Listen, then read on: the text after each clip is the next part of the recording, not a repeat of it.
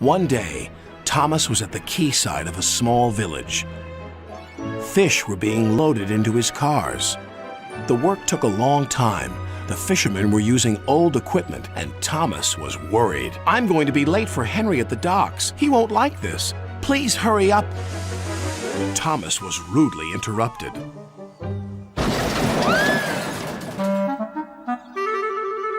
His driver and fireman laughed. "Phew," sniffed Thomas. "What a pong!" He was glad when they were speeding along the beautiful coastal run. Then they saw a man waving a red flag. "What's the matter now?" "High tides are damaging the track," reported the man. "I've marked the spot." "We'll go and inspect," said the driver.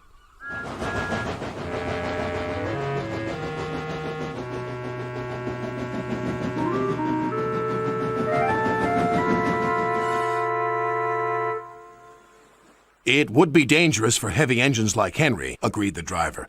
"But for Thomas, it's safe enough." The guard left a red oil lamp by the damaged track to warn engines. "When we get to the docks, I'll tell them to close the line."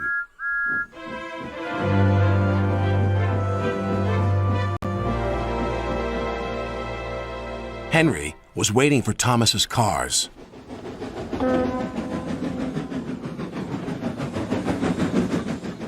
"Pah! You're late. That smell is making me ill." "It's the fish," replied Thomas, "and there's danger on the rails. That's why we're late." "Ha! You're the only danger on the rails, Thomas. Now stop wasting time and get your cars hitched to my train." Thomas's driver and fireman were in the yardmaster's office when they heard Henry's whistle. He was steaming out of the station with his long, heavy train called the Flying Kipper.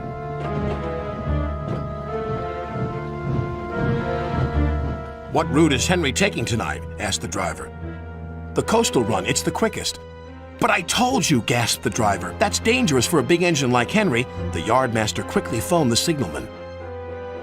Henry roared past the signal box. "I'll soon make up for lost time." The signalman couldn't hear the warning. By the time he did, Henry was far away in a cloud of steam. But when Henry reached the coastal track, his hopes for a fast run were dashed. Fog floated everywhere. "I can't see!" cried Henry. Nor could his driver.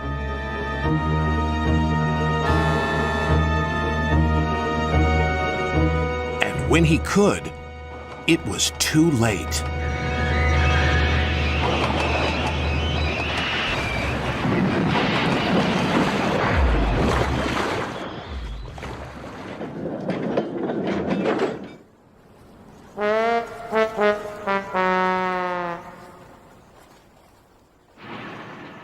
As soon as the tide was high enough, Henry was craned out of the water. "Engines don't swim, Henry. You were meant to deliver fish, not swim with them. You should know that by now." "Yes, sir. I'm sorry, sir."